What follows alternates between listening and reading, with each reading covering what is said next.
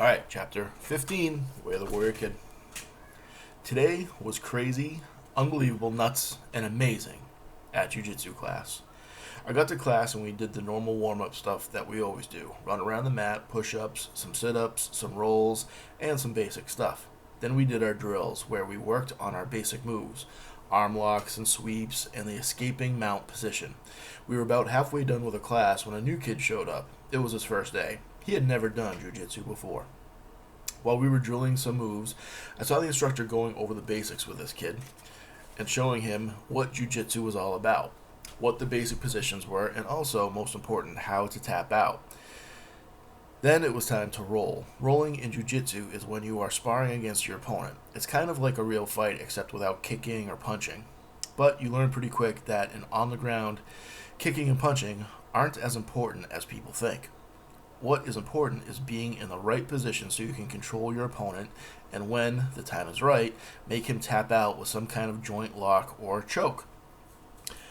A joint lock is when you trap your opponent's arm or leg in such a way that they can't move it, and then you actually move it in the opposite direction, in the direction an arm or leg isn't supposed to go.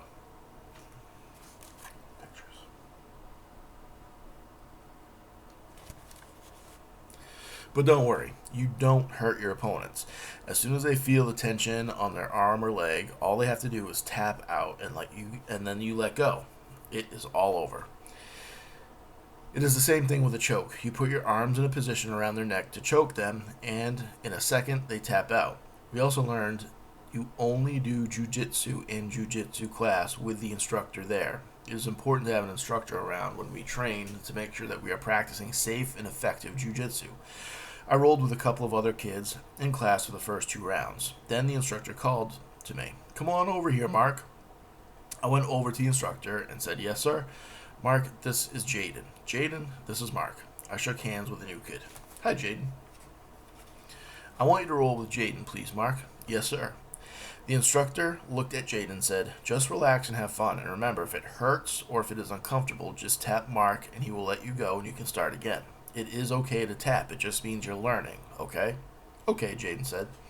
We walked over to an open area of the mat, and Jaden was a little bit smaller than me, but not too much, just maybe an inch or two shorter. I held up my hand and we shook hands.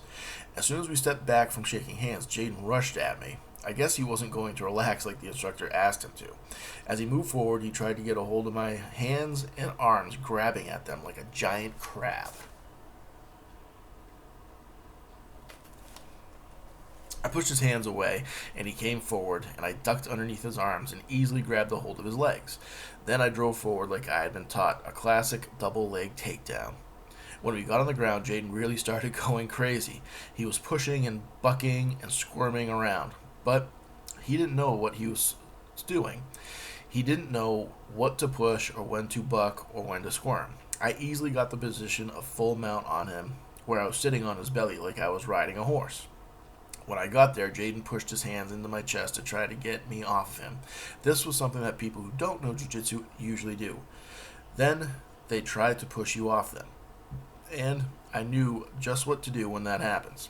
In an instant, I spun to the side and threw one leg over his head. I held onto one of his arms with my arms, squeezed my knees together, and leaned back. As I went back, I felt Jaden squirm even more, but it was no use. I had him. I slowly pushed my hips into his elbow joint, and very quickly Jaden tapped out. That was it. The first time I'd ever tapped someone out. Yes. But even though I was super excited and fired up that I was able to tap out Jaden, I knew I needed to stay calm and be nice to him. "Don't worry, Jaden. It happens to everyone when they start out."